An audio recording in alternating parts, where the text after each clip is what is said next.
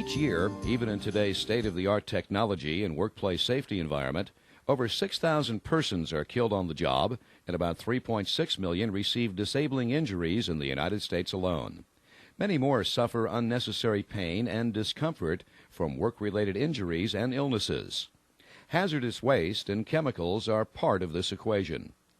This training program is designed to make you more aware of your job responsibilities when working with or using hazardous waste and chemicals. Much of the information will be a review.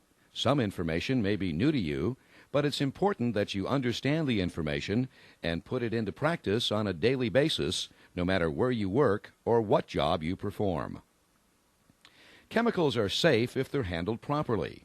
Labels and material safety data sheets, or MSDSs, help you understand the chemicals and safety measures to use. Container labels identify the chemical and its health and physical hazards, such as toxic, corrosive, flammable, and other characteristics. These labels warn you with colors, words, symbols, or numbers. Material safety data sheets detail the chemical's hazardous ingredients, physical and chemical properties, stability, and reactivity of the chemical, and list the personal protective equipment and clothing that should be used to avoid exposure to the chemical hazard. The MSDS also provides safe handling, storage instructions, and emergency procedures. It also provides first aid, firefighting, spill control, and much more, all for your safety. Before starting any job involving chemicals, read the label and MSDS. Hazardous waste. Hazardous waste is another name for caution and danger. If it's not handled correctly, it can threaten you, your neighbors, and even our children or generations to come. We didn't always know about these hazards, and once we learned about them, it took some time to figure out what to do and who should be responsible to keep hazardous waste operations safe. Everyone is responsible. There are rules and regulations that cover what must be done to protect everyone from accidents involving hazardous waste. Hazardous waste must be controlled from cradle to grave. This means that from the time chemicals and hazardous materials are produced, during use and until they are properly disposed, these materials must be tracked and properly handled, used, and then disposed of in a regulated manner. In the days where we really didn't know better, people would change the oil in their automobiles and then throw the old oil in dirt or in a hole. Over the years, this has become a major contaminant in groundwater. Chemicals were dumped in rivers and streams, causing contamination. Those days are long gone because now we know better. What is hazardous waste? Hazardous waste may be ignitable, which means it can easily catch fire. It may be corrosive, which can burn the eyes on contact or corrode standard containers. Hazardous waste may be reactive, which means it can catch fire, explode, or give off dangerous fumes when exposed to water, air, or other chemicals. It can be toxic, which means poisonous. Some wastes may have more than one of these characteristics. There are thousands of chemicals, and they're not all equally dangerous. But we can't just expose people to every substance to see how toxic it really is. Scientists try to get an idea of poison risks by testing chemicals on rats in a laboratory.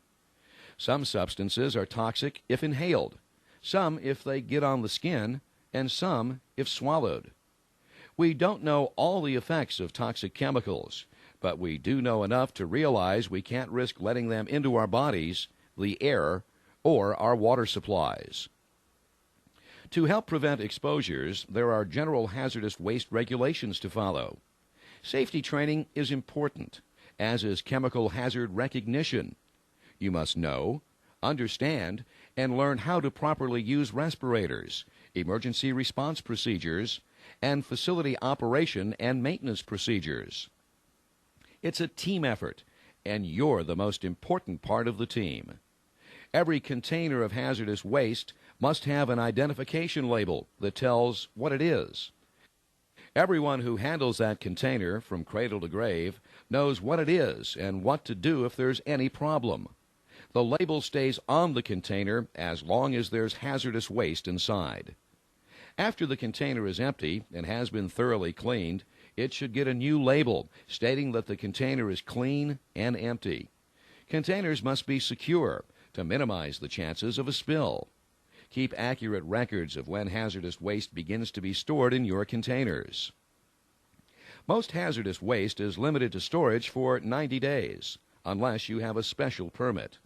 If you store hazardous waste, you must have an emergency plan for every possible emergency. These emergencies can be fire, flood, earthquakes, or other possible emergencies. Everyone should know what to do in case of emergency. Experience has taught us that hazardous waste can be more dangerous than anyone ever realized. Now we know how to minimize those risks. Companies are not the only ones who have responsibility. Laws apply to individuals who ignore the rules. We can all make hazardous waste handling safe if we know what the hazards are. Use safe handling procedures. Use protective clothing and equipment. Use documentation that tells what we're working with and what to do with it. Know what to do if something goes wrong. Chemicals can't do your thinking for you. Being safe is up to you. When you work with hazardous materials, protective clothing and equipment might be required. This includes safety glasses, goggles, or face shields. Gloves may be required to protect your hands and arms. Rubber boots or special shoes, protective suits, respirators. Every job has different protection requirements. A fire-resistant suit won't protect you if the risk is toxic vapors. Always check the MSDS and company operating procedures to find out what protective equipment to wear. Inspect it for damage and get a good fit before you use it. Worn properly, this equipment can protect you from exposure to hazardous waste and chemicals. Even though it may be uncomfortable, use it to stay healthy. Summary. Here are some safety tips when using, storing, handling, or disposing of hazardous waste and chemicals. Remove things that could burn, explode, or react dangerously with nearby materials. Remove food, cigarettes, and street clothing from the work area so they don't get contaminated. Know where emergency showers and eye wash stations are located. Make sure the correct type of fire safety equipment is nearby and ready to use. Check for adequate ventilation. Know who to contact and what to do in case of an emergency. Have someone nearby who knows where you are and what you're doing at all times. Assemble the protective clothing and equipment you'll need for the job. Get checked out by your supervisor. Always follow appropriate company and MSDS safety procedures. There are many rules and regulations that must be followed when working with these materials. There are also many things you should not do. So let's quickly review these. Don't leave containers open when not in use. Don't siphon any chemical by mouth. Don't depend on a funny smell to detect hazardous gases in the air because some chemicals are odorless. Don't mix any chemical with another substance, even water, unless you are trained and instructed to do so. Even then, follow instructions exactly. Don't breathe gases produced from chemical reactions. Don't pour water into acid. Don't smoke, eat, or drink around hazardous substances. Don't store hazardous chemicals next to each other without checking the MSDS for possible reactions. Don't wear contact lenses around toxic vapors. Don't cut corners on hazardous substances handling procedures. We have probably left out many safety rules, but the important part is awareness. Know and understand the rules and use your good judgment when handling, storing, using, or disposing of hazardous materials. It's a team effort, and you're the most important part of the team. Thank you.